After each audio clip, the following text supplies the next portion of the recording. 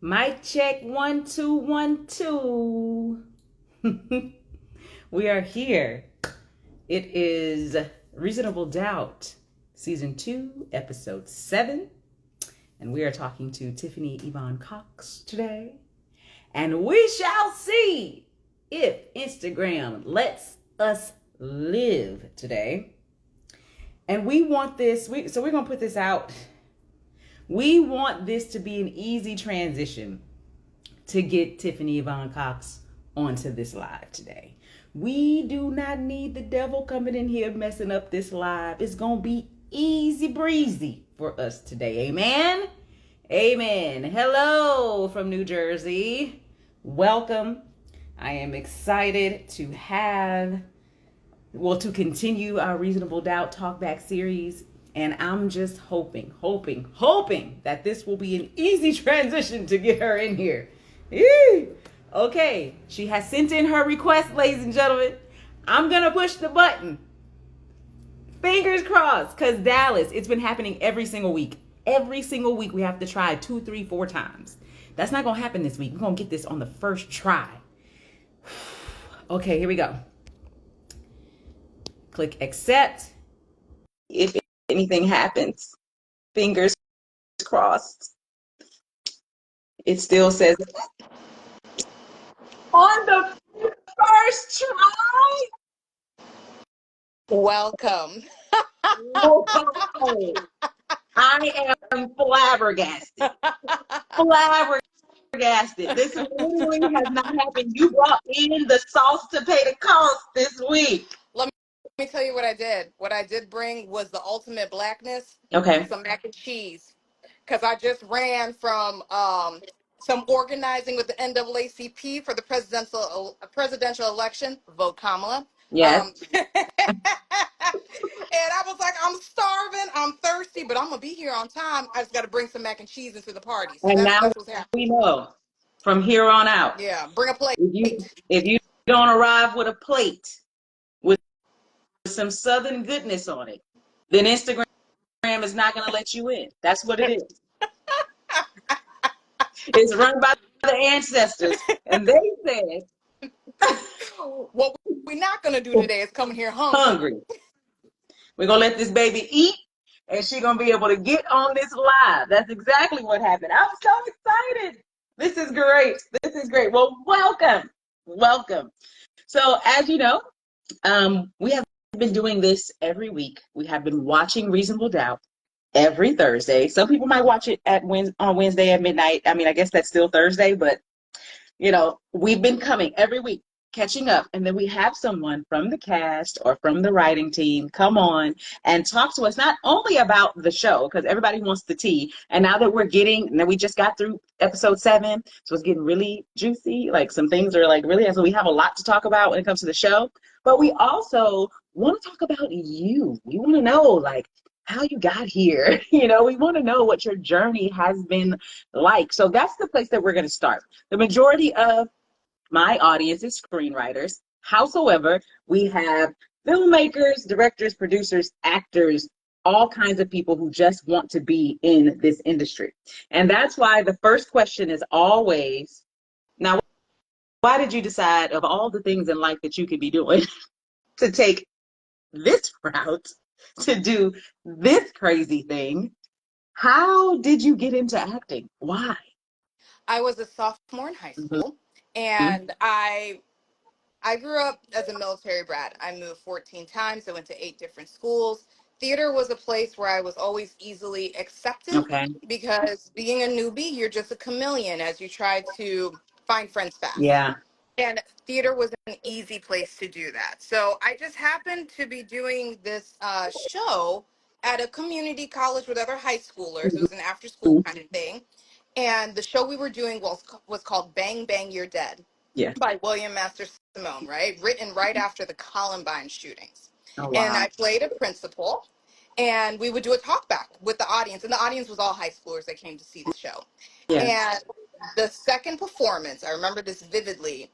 We always ask this question every single day. Did anybody feel like the main character, Josh, who killed all his friends? Second performance, the kid raised his hand and said, I've always felt like Josh. but now I know I can't do the things that he did. Powerful. That's what The, theater is supposed to do. That is what theater is supposed to do. the power of words. And Yes. that's why I am an actor. Wow. So I that has expanded itself where I do write, I direct and produce as well. So we Okay. can talk in these realms Hmm. too.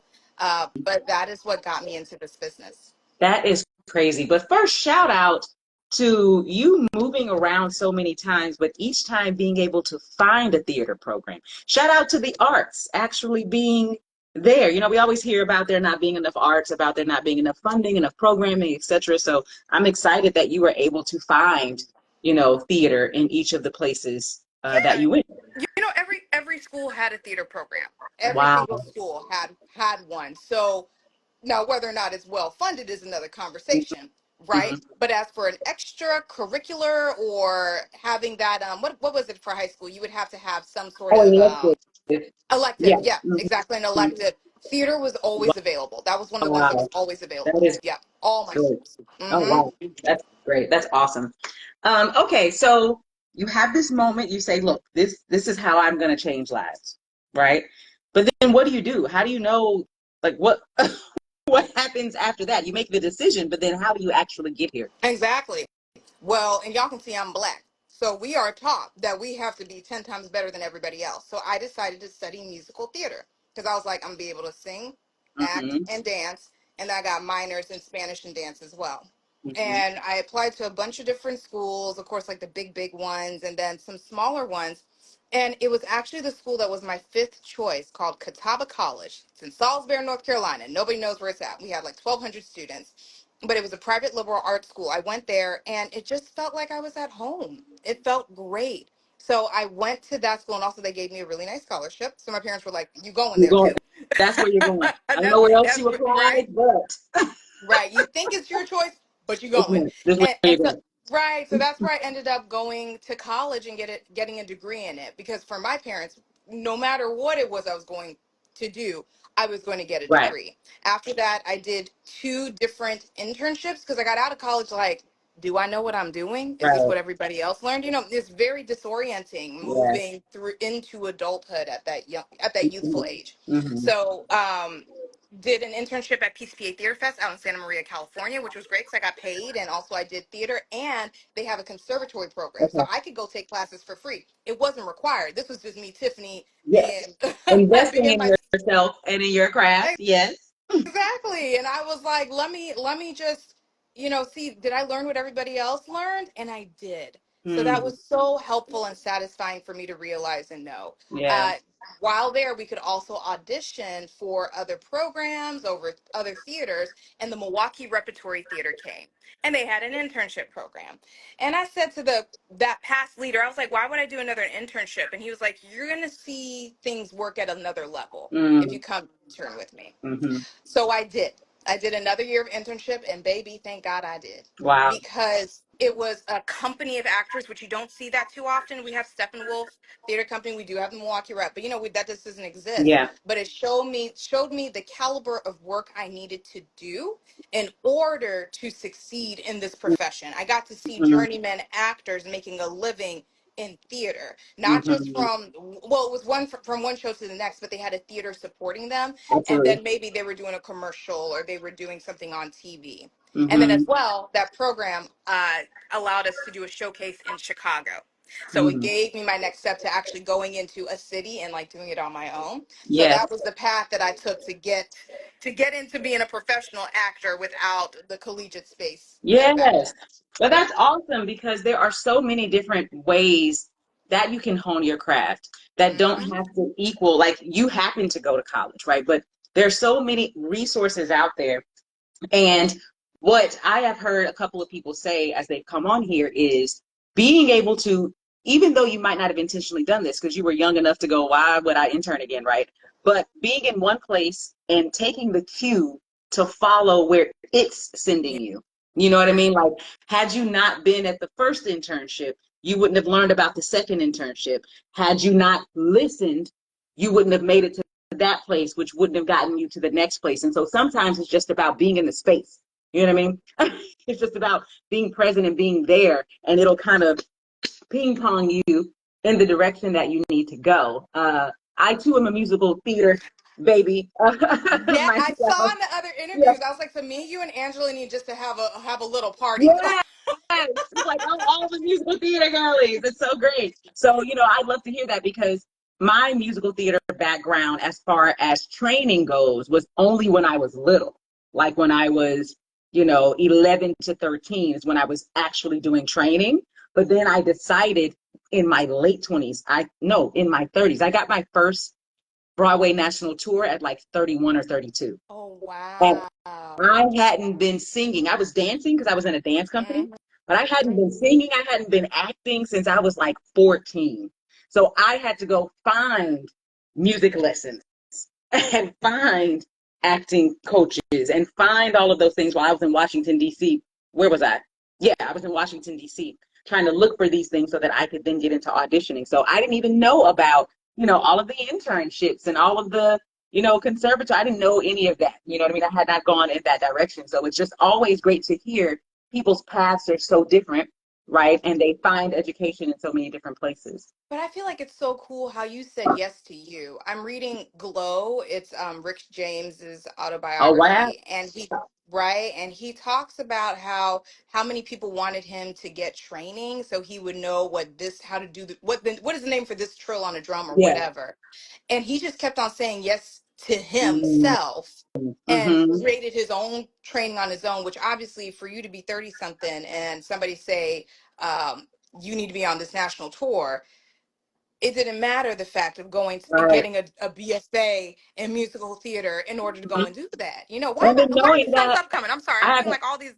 I couldn't tell you. I When did don't know. I this happen? I don't was know. like, I've never even seen it before. I don't know why it's doing it. yeah. But what I need for people to hear, and I say this all the time, and obviously you know this, none of us have the same path, right?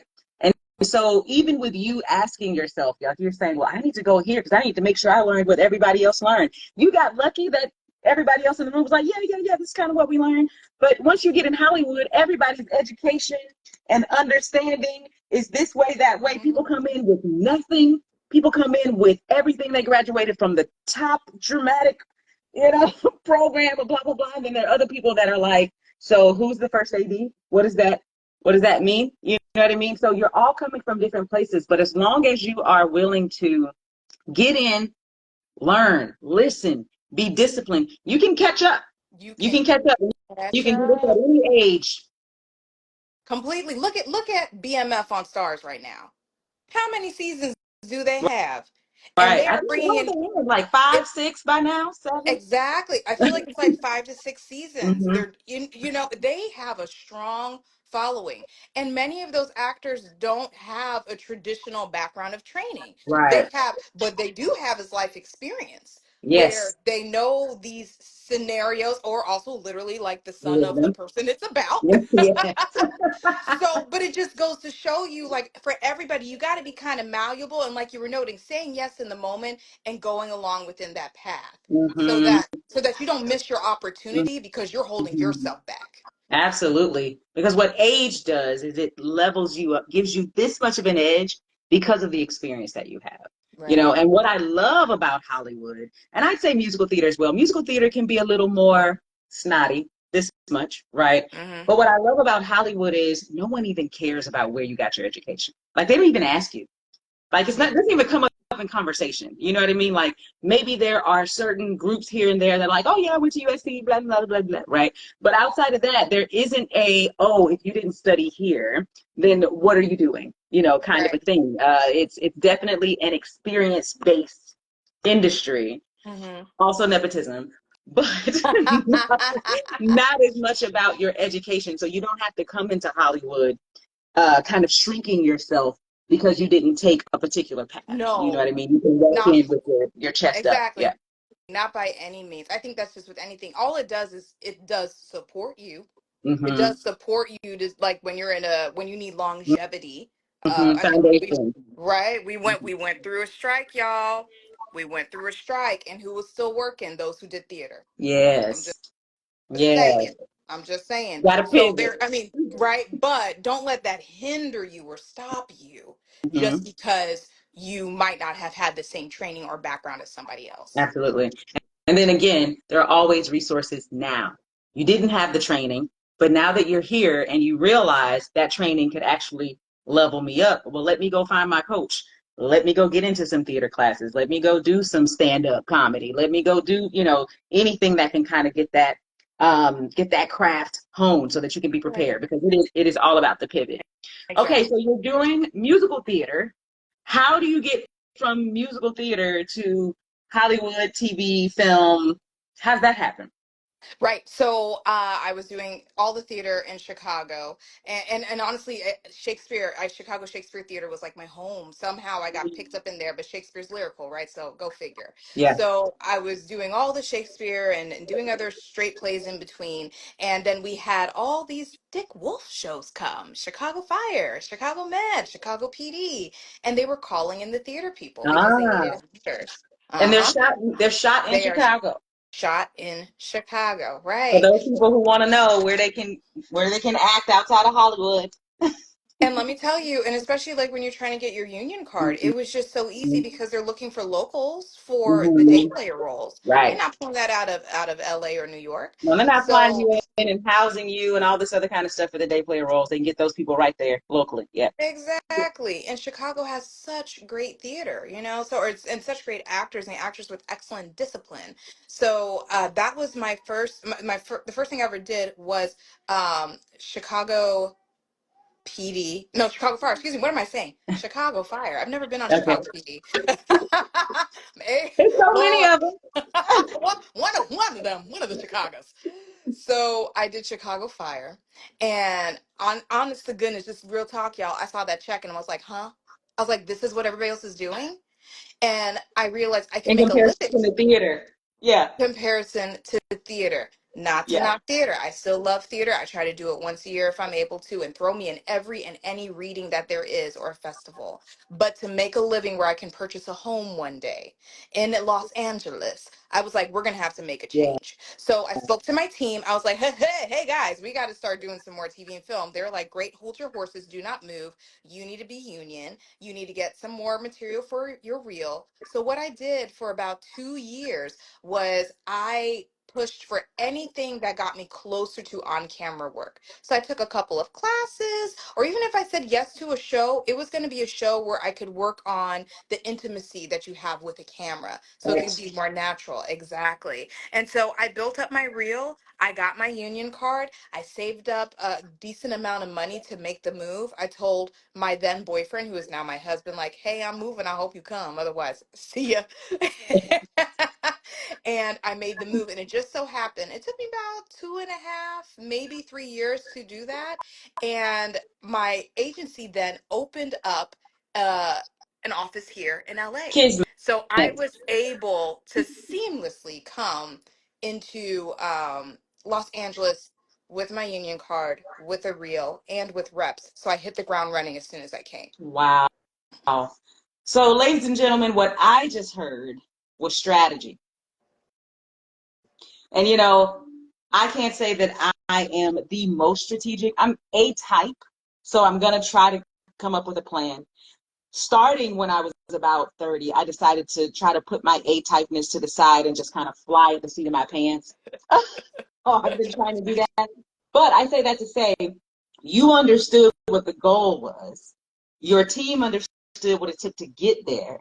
And instead of just looking at that check and going, I'm going to LA, it was, but these are the things that you need to have in place to make sure once you get to LA, you'll be successful.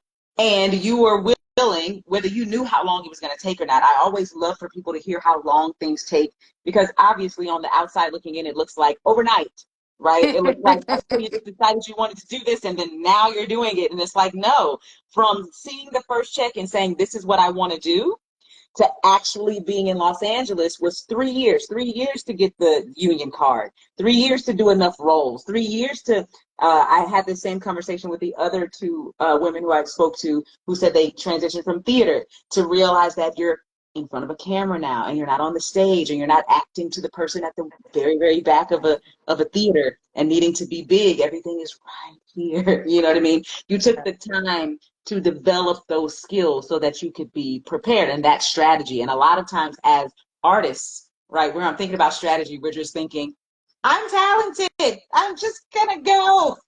Right, right, right, right. Yes, exactly. And and honestly as well, I like nice things. I like to be comfortable. Travel is my therapy. I see some of my travel people up in here too. Thank you for being here. And so like I needed to walk into LA and be comfy. I'm like, and at this point I'm kind of grown too, so I'm not gonna be moving in with people that I don't know off of Craigslist. Because that's And LA I for you, honey. 5, 6 roommates, 2 of them living in the living room. You know, I'm an adult, okay? Right, right. So I just knew my comfort level. So Yeah, whatever I needed to do in order to either sustain it or up level it, I had to be patient to make that yeah. happen. Oh, that's big. That patience is big, and knowing yourself, you know what I mean? Because it's different to come out here and you're 19 years old and you halfway don't know anything about anything. And so you're okay with living up under 10, 15 people. Right.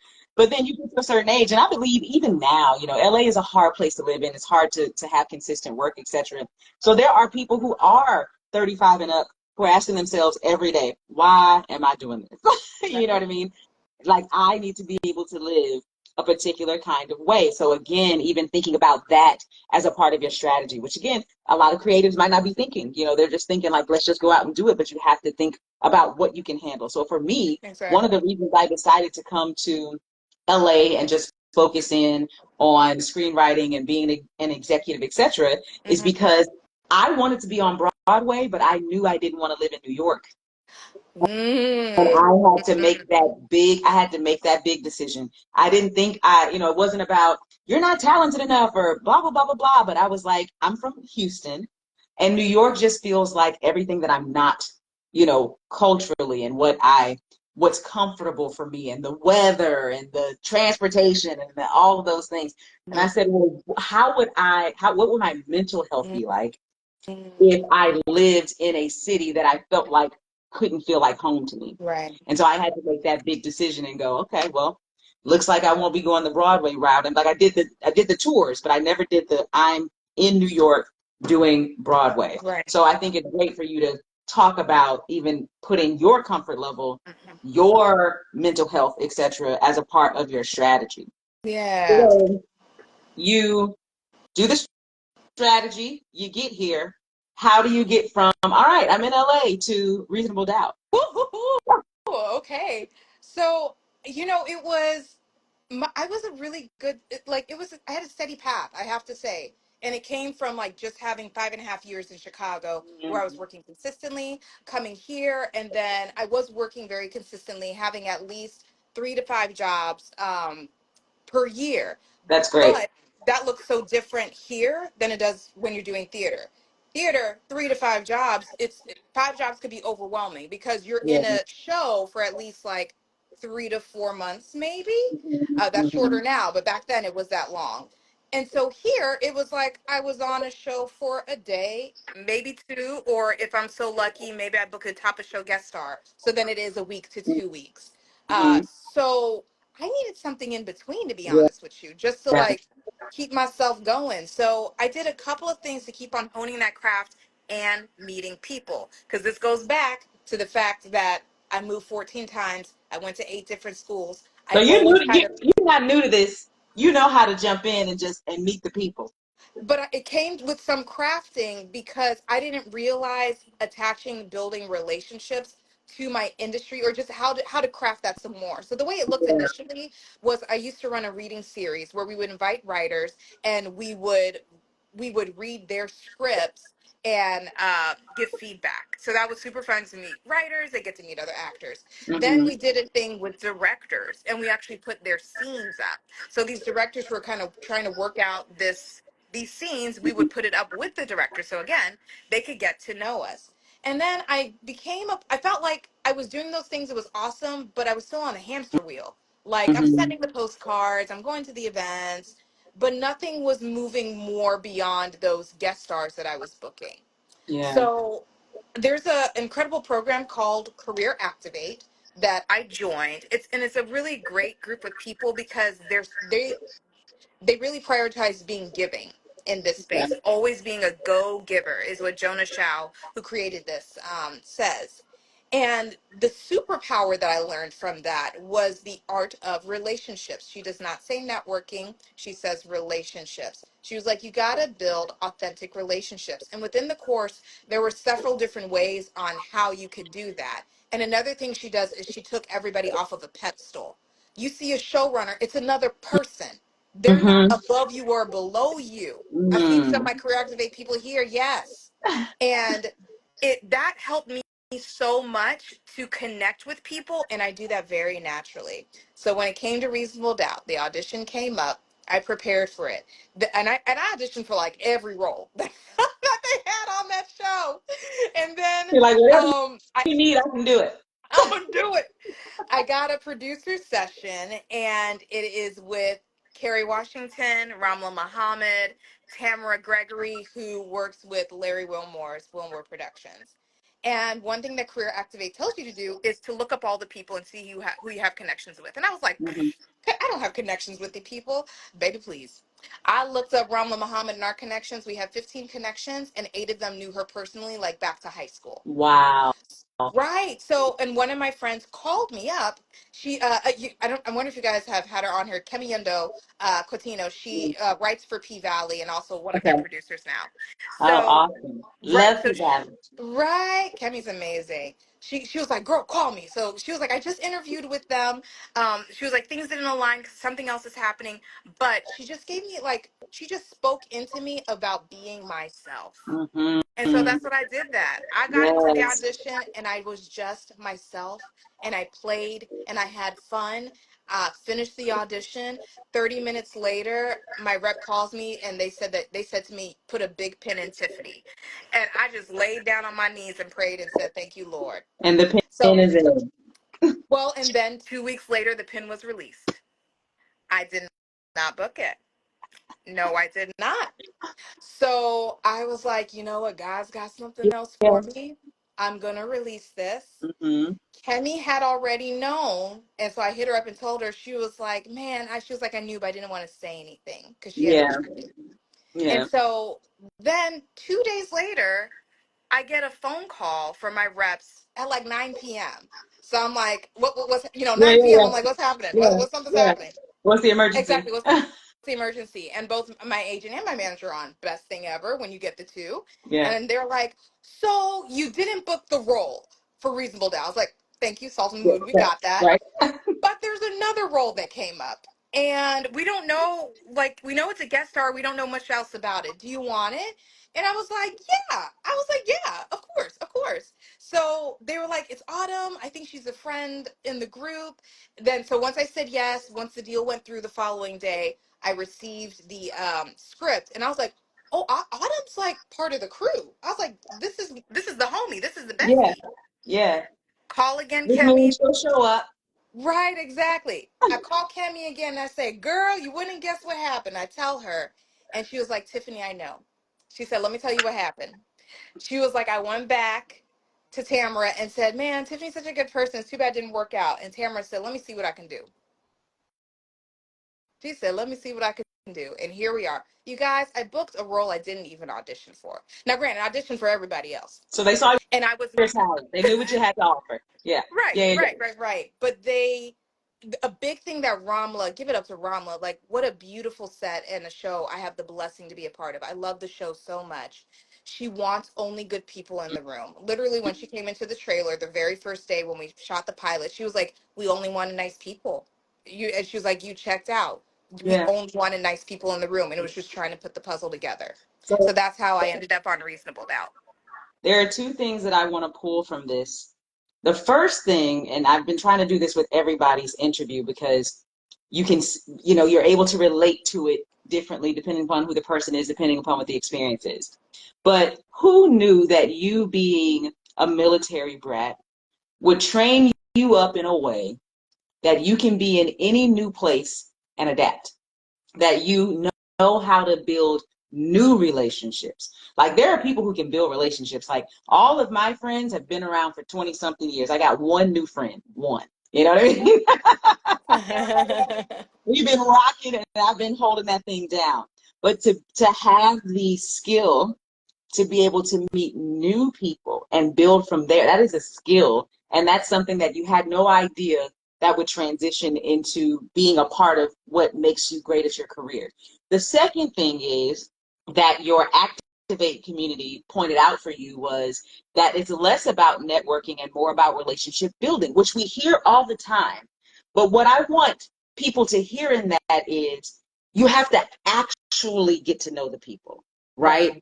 Because they can't speak about you in another room if they don't know you. Like if they just met you at a couple of events and they saw you, blah, blah, blah, then what they have to offer is um, very shallow, very surface level. Like, I know you're a nice person because we're having this interview.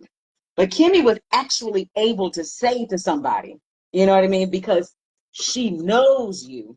And because she was talking to Tamara, who knows her and could take her word for it, Tamara said, let me see what I can do. And so it's that kind of relationship building, like Right. actual friendships. You Right. know, you have to be able to show your vulnerabilities and show who you actually are as a person, because it's going to be that stuff outside of your skill set that gets you booked. Exactly. And I had the blessing of shadowing episode 207 because I noted that I direct as well. Ah, And let me tell you, just showing up as yourself makes a significant difference. I got to shout out, her name is Lady L Bish, Bish, on mm-hmm. Instagram. Y'all Okay, go yes, follow her. She yes. does little recaps, and you will be crying, laughing at her recaps. And so she did that the first season, and again, she's just being herself, and she has a little post all about it. Mm-hmm. And all of a sudden, like all of us were following her, like, oh my gosh. And whenever stuff was coming out, we were like, did you see the next one? So much so where they invited her to the finale Yes, to like do the Instagram live. that is So much so so, great. And I saw her. Wasn't she in this episode? episode 207, let me tell you what happened. So I'm in the room because I got to observe Anton Cropper, our incredible producing director and director of episode 1, 7, and 10. Yes. And there's a casting meeting. There's so many meetings that happen when you're shadowing in pre-production as you're crafting the episode. Mm-hmm. And so one of them is a casting meeting, and the title in the script says celebrity host. And this is the beautiful thing about being a writer, Yeah. right? So you have the image, but everybody wants to make sure it's you want to make sure it's communicated the way it needs to, because their casting director was like, do we have a budget for a celebrity host? Are we talking about like network? Are we Right, talking right, about right. that? And she was like, actually no, what if it was like somebody who has gone viral? She was like, who's that girl that like we were all following last season? And I pulled up her, because I don't remember her name. I pulled up, I Yeah, was like, you mean her, Ramla? She was like, yeah, Lady L, y'all contact her. That woman just showed up as herself. that's it. And then all of a sudden it turned into, we want you to audition. And she did a great audition, which turned into the booking. Just because she was herself. Ain't nobody Yes, else can be Lady L Bish. yes. And her When I being saw her just showed on up. there, I was like, yes, I know her. Face. Obviously I don't know her. I'm like, oh Right. yes, Right. because what got me first was her voice. Because usually she's just this little bubble kind of floating in the corner, and we're looking at all of the content in her background. She usually has on sunglasses, and her hair's like pulled back. So I know her voice more than seeing her full face and her full body and figure. So I just kept going, where do I know? I know this woman. Where do I know her from? And then I was like, oh, it's the lady from Instagram, or I see her on TikTok more than I do Instagram. But I'm like, that is so great. Yeah. Yep. People just speaking your name into a room, and because of you being your authentic self. Yes. And that's, we talk about this a little bit when it comes to the interview process. And I'm glad that Kimmy gave you that same advice, because I say the same thing to writers, right? Like if you're going to get called in to staff on something, they've already read your stuff. It's not about that, right?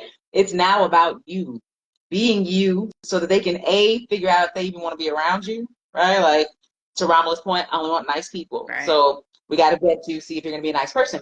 But also on top of that, it's what are the other experiences that you have that is going to color in this role, the scripts, the show, or whatever it is. Right. And you Right. can All only do that by showing up as yourself and really getting to know you.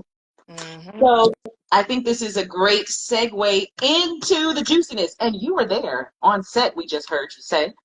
Um, Shadowing and everything. So, tell us, or if there's anything that you can reveal from behind the scenes, not necessarily any spoilers, right? But any stories you want to tell about shadowing and what you kind of learned, and maybe reference something in the show that we might have seen happen in the episode.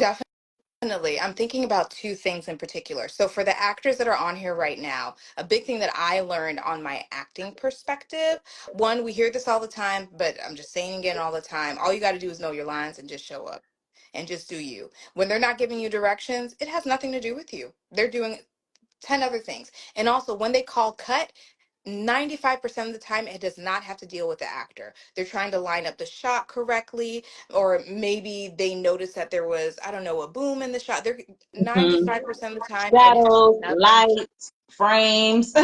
Exactly. It has nothing to do with you. So I think that's a monkey that many actors carry on their back, that even myself working to take that off.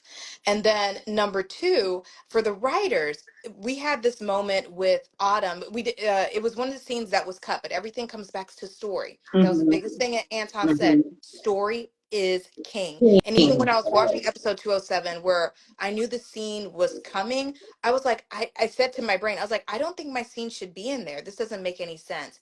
And they did cut it out because it was a scene that it really needed to be about our number one and number two, Jackson Lewis.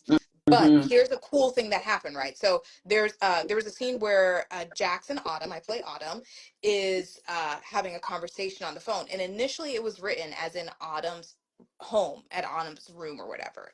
So when they're trying to do the schedule, they're like, well, we got to create Autumn's room. Well, Hmm. so then it was like on the scout trying to see like where can we build out a room? And then talking to Rama, the showrunner, and also the writer who was there, who was producing the show, the conversation with Anton turned into, well, does it have to be her bedroom? And it was like, no, well, this is the story that we're trying to tell. Cool. So how else can we communicate Autumn's world without it being her bedroom?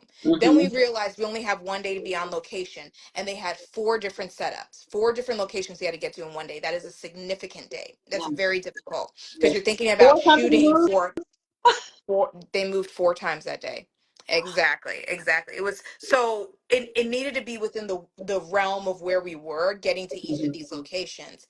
So then it turned into, well, what if Autumn is at her office? Is there an office we can use nearby? What if she was actually leaving work and on the phone? Because what's the time of day? Cool. Hmm. Okay, well, we can communicate who Autumn is by what type of car she has, or who she's saying hello or goodbye to as she's leaving. So you might write in your script Autumn's home. But when it comes into pre-production and they're trying to put everything together, we end up looking at, well, what's the story and the texture that we need to pull from Yeah. here? So that was a really cool thing. And so what ended up being was a parking garage as I was walking into my Yeah. car.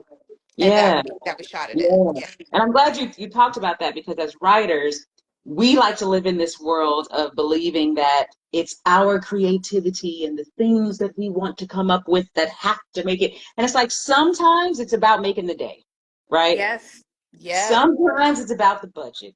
Sometimes it's about the location. Like, what do we have and how can we work with it without losing the context of the story, right? But also, um, by just what are the logistical things, you know what I mean, that have to happen. And as a writer, you have to be able to pivot. So that means that the writer that day was then looking at the script and going, okay, well, what possibly has to change because we're now in the parking garage, you know what I mean, versus being in the room. Is there any context that needs to change? If you're going to be adding somebody else that you are waving at, or, any other things that are going to have to change in the script, that's changing right there, right then, not in the writer's room. We've been out of there. That's not happening there. It's happening right now, right then. You just have to be able to pivot. So I love that. Um, so what's your favorite moment? And this last episode was juicy. And I'm sad, but I understand we need the drama. You know what I'm saying? On one level, I was like, don't let it be his kid, you know, because I want them to make it. But on the other hand, I'm like, it's television. It's got to be his kid. It has to be. Right? It has to be. Because what's the fun in that? And let me tell you, because like I have to read the script twice. because I read it as an audience member first. And so I got to that point and I was like, what's he going to say? What? It's not his. It's not his. I mean, and literally what I do is I put my hand up so I can't So you see what's can see coming what's coming. next. Because it's so juicy. Like Miss HWQ22 is juicy, yo. We read Yeah. it the same way y'all do. And as well, even when I'm watching it, I'm like, oh, what's about to happen? Because this Right. was 6 months ago. Or not six Yeah. months ago, but it was end of May when we finished in Atlanta. Hmm. Yeah, so that was, I'm sorry, what was your original question? I forgot it Just already. what was your favorite part of the Oh, last episode? honey, McKinley, excuse me, Lewis's monologue at the end. I'm married, so I was like, husband, I need you to memorize that one. I don't care if like you made a mistake, like you didn't clean or something. Give me a monologue like that every And look, single time. this is me still trying to be in the drama. I wanted her to say, "Okay, thank you," and walk him out the house. Because at the end of the day, all of this is true, but I'm gonna have to look at a reminder of your infidelity. Well, it wasn't infidelity because I wasn't mad that he had sex with the woman. It's more so like, but now I got to look at it and be reminded of it because he's going to be present, which is what you should want from your man. You want your man to do the stand-up thing, but God dog it, I got to sit here and watch you do the stand-up thing and explain to my other children how you have another child. Like, so it's like, I get it. This is a great monologue. Get out of my face. She said, no, no, no, no, no, no, no, no. Oh, and I hated and loved. Hated that he said it to her right before the kids walked in for dinner. Why are we talking about this right now? But again, writers, tension. If he says it when they can't talk about it, then we're holding it in as the audience while they are playing nice in front of their And kids. And that was one of the most beautiful shots. I loved what Anton did because y'all go back and look at it. So he starts tight on the family, and then Emayatsi gets up and he goes out wide. And then as she comes out to single, he gets in closer to her. It's this whole boomerang effect he Yeah, does of looking at the world and then coming into her world to absolutely. show what she's trying to cover Hmm. as they're sitting here Yeah. having tacos for dinner with her knowing good and well there's about to be a whole new baby up in this Yeah. piece. And that only works because of not only, right, but it makes it more impactful because of that information that he dropped and because we're carrying that tension. And I think, a lot of times the difference between shows that like to give you what I call information distribution and information hoarding versus shows that tend to be a little bit more on the nose and tend to be more soapy is that in that moment we would have gotten it all, right? Right. There wouldn't have been a beat for us to just live in the discomfort. You know what I mean? Instead, Right. it would have been, I have a baby, kids walking in, whoever walking in, going off. But we get to be just as uncomfortable as the characters if you just give us a moment to just sit in Sit in it. And I feel like this episode, all the emotions that Jax went through is the emotions we've been going through for the past 7 episodes. Absolutely. Where I feel like we were all in mourning during this episode because it was just so much and it came to the head. Hmm. Especially when you think about, obviously we're not in their relationship, but they write it so that we feel like we are. Yeah. But they've been trying so hard.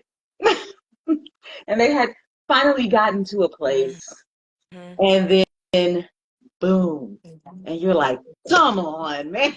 Right. And again, not something that even if I forgive, right? Not something that you could just go, okay, we went through that. Now let's move on. It's like, no, Yeah. it's here to stay every day, forever. Yeah. Forever. And that Forever. takes a strong, she's stronger than me. I tell you that. She's stronger than me.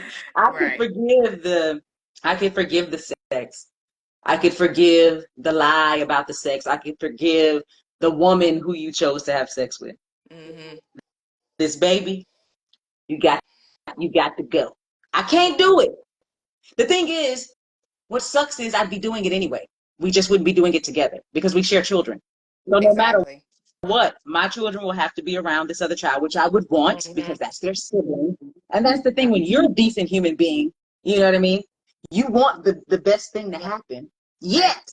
is killing you. You have to live it anyway. So the question becomes, do I divorce my husband, who I really love, because of this thing that he's done to change our relationship? Or do I stay with him because he's going to be around anyway? So I might as well just keep him. I mean, those are the, And you know, and we've already discovered from this conversation, I'm a planner. So the way my brain would start figuring out what my exit strategy is for me and my children. child. What? Yeah. Never mind. We're getting to a place. But yes, I think, it has been said on here several times that a lot of us watch the show because it's not just a procedural, Mhm. right? We're really there because we are rooting for or trying to figure out what's going to happen between Jax and Lewis. And Mm. so to have an episode that was so focused in on them, and this be episode 7, so then it makes us go, my God, like what are we gonna get? You in Right. 8, 9, and 10, how are we gonna, how are we gonna end with their relationship? And even me as a writer going, and then where do we pick up next season? You know what I mean? Like, Mhm. are we gonna stay in this pregnancy? Are we gonna jump? Like where are we going to go? Yeah. So this is really exciting. Okay, so if anybody has any questions for Tiffany, there is a box down at the bottom. It's a dialogue box with a question mark. Mm. You can drop them in there and we'll ask a few questions before we let her go on about her day. She already had to eat her mac and cheese with us. We want her to enjoy the rest of her meal in peace. Um, but while we're doing that, while we're waiting on anybody to have any questions, is there any, advice? People love to ask this question, right? But is there anything that any gem you want to drop to people who are breaking into the industry? So, you've said that you act, you write, you produce, you direct. So it can be, general for filmmaking in general, or it can be about, acting in particular. But anything that, lessons you've learned, anything you want to impart? Oh my gosh, there's so many. Um, a big one I think is like following your bliss and what's interesting you at the moment. So if you, I don't know, go down a bit of a rabbit hole with some of these things that might be of interest to you and allow yourself to fully explore it. I think also, and a lot of that, and when I say that too, it's like you saying yes to yourself. Because look at some of the most incredible work out there. Baby reindeer, somebody sharing a very traumatic time in their Very life, personal story. Oh my very God. personal. Not saying it has to always be dark, but somebody's bet on themselves. Oh my God, the director of American Fiction, when he Hmm. never directed a feature before, and he bet on himself. Hmm. So I think the biggest thing I'm learning right now in this industry, and also as I'm starting to rub shoulders with those who are names and such across the room, I was just came from. It was with the NAACP and the Black Showrunners Collective and Andre Day, and I want to tell you, all of those people are still like clawing their way through to get somebody else to say yes to their work, but it starts with you saying yes to yourself. Hmm. So building that mental capacity of confidence and being your biggest cheerleader and then getting those around you who vibe in that same sort of way, I think that's a beautiful place to start at any point in your career in order Hmm. to make you launch off to your next level of success. Absolutely. And I think that's one of the reasons why people in this industry are always asking, like, what am I doing? Why am I here? Because that grind never stops. Like Hmm. those people who you think are on the top, as you said, are still trying to figure out, how do I get my next yes? Exactly. You know, who else do I need to know? What other relationships do I need to be cultivating? And so to your point, you have to say yes to yourself, but you also have to know that there isn't a top here. You know what I mean? Like you're always constantly going to be looking for that next thing and looking for that next gig. It is long game, as Hmm. I like to call it, and it's very rewarding. But it is one of those things where you just have to stick it out because you don't get to a certain place and then everything just falls in your lap. Like we've seen so many people have kind of like those redemption stories, like Robert Downey Jr. or Cuba Gooding Jr. You know what I mean? Like these are people who are at the top of their game. And then for decades, we kind of didn't see them. And then they had to work their way, back up. It's Exactly. just, it's like And, that here. Exactly. And don't allow yourself to get depressed. I sometimes I listen to some of these podcasts that are about the industry, and it's excellent information, but it can feel very downtrodden of like, oh, they only want a star or a name or whatever. Like you don't have to get caught up in all of that. Get back Mm-hmm. to why you're telling your story. What is your why? I have on my website, you guys can see it, it's TiffanyYvonneCox.com, and it says exposing the world one story at a time. So no Mm-hmm. matter what, I'm going back to my why constantly of why am I in this profession? And Yeah. let me tell you, the day it feels like work, I don't want to do it no more. That's That's the because day I'm we, going to if it's going to retire. feel like work, we can go be doing some other job that's going to give us days off and paid leave. And Exactly. All of that, all of that. So with finding that bliss, saying yes to yourself, going back to your why, make sure you're just living in a state of joy within this. And that's not to negate the fact that there are struggles. Like, I mean, I have a series on TikTok right now called Life in Between. And the last one I did was working when not working. Because I'm Mhm. not on a set right now. Y'all see me at home. and Right. and fortunately we have a show going on, but I'm going from audition to audition to audition, but I still have joy within that, thank God. And Yeah. also finding ways to sustain myself in the in between space when you're not filming on a show at the moment. Absolutely. Yeah. Okay, we have two questions that came in. First question, what are you most proud of about this show? Oh, what am I most proud of?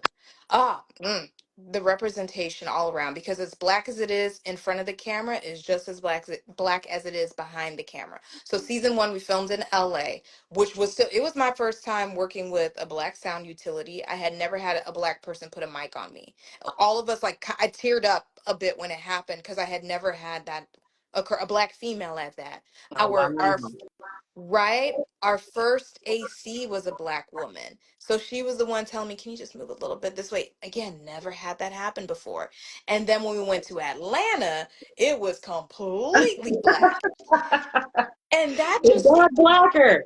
it got blacker. And again, Ramala is so intentional about the space that she has created with her show. She's been on several shows and she decided to craft the one that she desired. And that was one where having representation behind the camera only fed our world in front of the camera as well. Absolutely. That is great. That is great. We and people have been giving Ramala props every single week. It always shows that her leadership as the captain of this ship, you know what I mean, is so great, and that it always starts at the top. People's comfortability on the set, people's experience with the show, how you're going to feel about it when you leave. It all comes from the top, and everyone has said so many great things about her as a Yes. leader. Yes. Okay, next question. This is a good one. Do you think that shadowing the director helped you get more screen time as an actor slash opportunities to direct? Also, how did the conversation go when you asked to shadow? Great.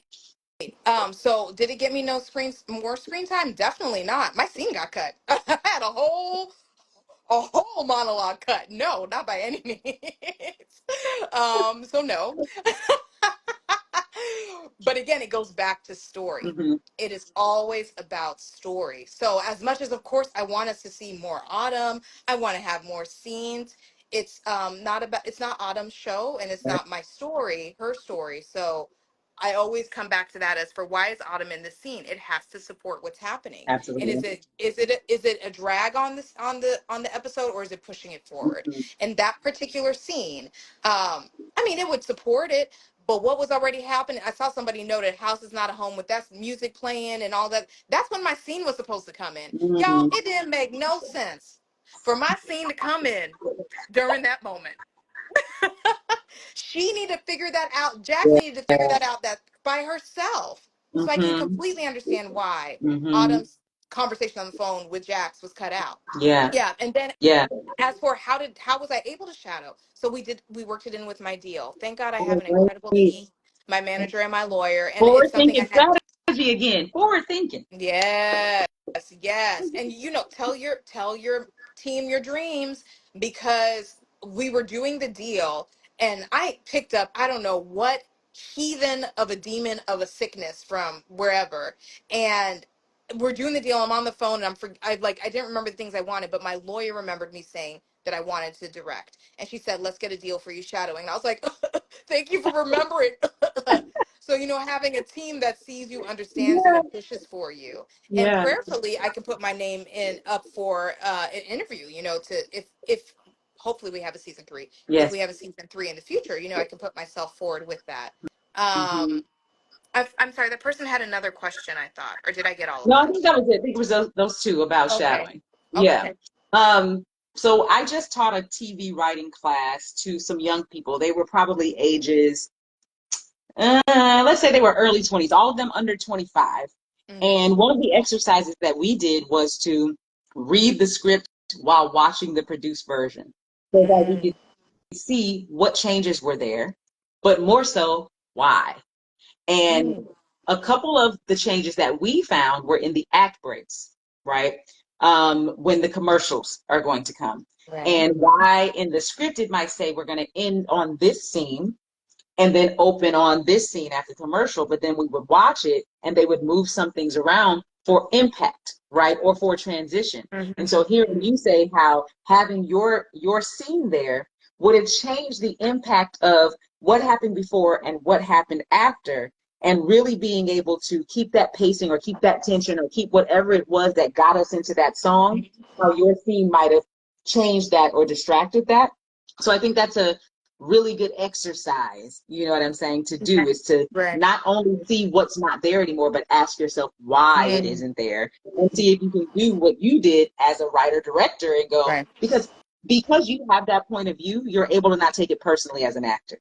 And Exactly. so the more that you understand why decisions are made, and that the story is king, Mm-hmm. then the easier it is to not take it personally when something has been taken out. Exactly. I'm even thinking about, there was the scene with Chanel and Jax, when Jax tells Chanel how Lewis slept with Tony as well. Yeah. And I'm watching how Anton cut it together, which in my brain I saw it differently, because there were no mistakes that happened every single take that the two had. I mean, they just went through it and they did it so solid. But what he did, he broke it up with getting different angles, even though it was only Chanel talking. He kept on breaking it up, like in different ways, kind of moving toward her to get in front of her. And I Hmm. was like, huh, that's so interesting. And again, I have to say, any actors on here, I don't think Shannan thinks this way, but I know I've been in a space where I've been like, oh no, did they cut it up because they didn't like my take? Yeah. No, No, no. He just has a they're different making idea of how decisions. to visually capture this. It has nothing to do with how you did your take. You Yeah. did great. You gave them exactly what you needed, what they needed. Yeah. And the note here, guys, is you should be watching, you should be reading, and you should be asking yourself why. Like, if you want to be a director, you should look at that scene and go, well, what does it mean? Because that's the whole point, right? The frame that they choose, whatever lighting the cinematographer chose, all of that is because it has a different meaning, right? So it's all intentional. It's not, oh, we just did a wide shot. It's like, no, we did a wide shot because of what we want the people to feel while watching it. Okay, one last question for you here. What is your dream role? What is my dream role? Oh my gosh. I have so many. Let me tell you whose career I've been watching, and I'm like, she is myself. Oh gosh, I have a couple of those too. Let me say the actors, okay? So number one, Viola Davis and I are supposed to be in something together. That is like a dream of a dream. Like, I need to play her daughter. Also, Erica Alexander, I get mistaken for like a family member first I constantly. can see it a little. I can see it. Yeah. So I'm like, put us in something together, and especially what a champion she is for Yeah. artists. And then thirdly, I have to say, I love the career path of Danielle Deadweiler. Every single thing she's been in, I love her. Yeah. She should be in it. Yeah. Slash, I'm like, let me make sure I know about those opportunities at the same time, so I can like do the. I mean, gosh, piano lesson. Was it Harder They Fall? Was that the Black Western? Am I saying? Yes. Yeah, Yes. The harder they fall. Harder They Hmm. Fall from scratch. Ah, Attica Yeah. Locke and Tembe He Locke's was piece. great and from scratch. So, like, that And is like the. effortlessly. Don't you hate it? I mean, just effortlessly. It's like she just showed up. It's like, yes, point me in the right direction. Ready. Right? So I'm like, if I just love the roles that are being attracted to her, and Yeah. like those same, I'm like, come my way. Come my Yeah. She's way. doing something now, right? With is it the Piano piano lesson? Is that what she's about to lesson. do? Yeah. Yes, Yeah. yes, yes, yes, yes. And I'm sure all the theater people are like, Yes, and she deserves a role. She is perfect for that role. That beautiful intensity and just heart that she mm-hmm, has is so perfect hmm for the role. yeah, absolutely. Absolutely. Well, thank you so much for Yeah. being here with us. I don't know if you want to tell the people they can see that you are, going live with me, but I don't know if they can see your handles or anything you want to tell them about what's coming up or how they can find you. Any information you want to drop. Sure thing. So you guys can find me on Instagram as Tiffany Yvonne Cox. I'm also on TikTok. I'm new to TikTok, so please follow me, y'all. I'm doing a whole series about life in between because people don't really talk about, we know about the A-lister, and unfortunately, we know about the impoverished actor. But what about the middle class actor? You know? Absolutely. Like we need to Hmm talk about the journeyman actor. So you can follow me there as well. I have a website as well that I keep up to date, and also you can see my credits, or if you want to reach out to my team, which is TiffanyYvonneCox.com. And I'm working on a feature film right now that I pray I will Are you have writing out it? next. I wrote it. I did it. I did a reading of it. I'm so proud of her. I'm so proud of this film because Yes. it's about my personal story when I was a shepherd in France. I know that I just Mm. opened up a whole thing with that. So, and it includes three different languages: English, French, and also LSF, which is French ASL. Oh, So, wow. yeah, I hope to be changing the scope and opportunities by putting this film on its legs prayerfully. Yes. You know, maybe next Yes. year. We'll see. We're working on it. Working on it. Yes. Well, we're going to put all of the positive vibes in the air, Yeah. all of the positive vibes. Thank you so much for joining us. And we will be back, I believe, next week. There are only 3 episodes left.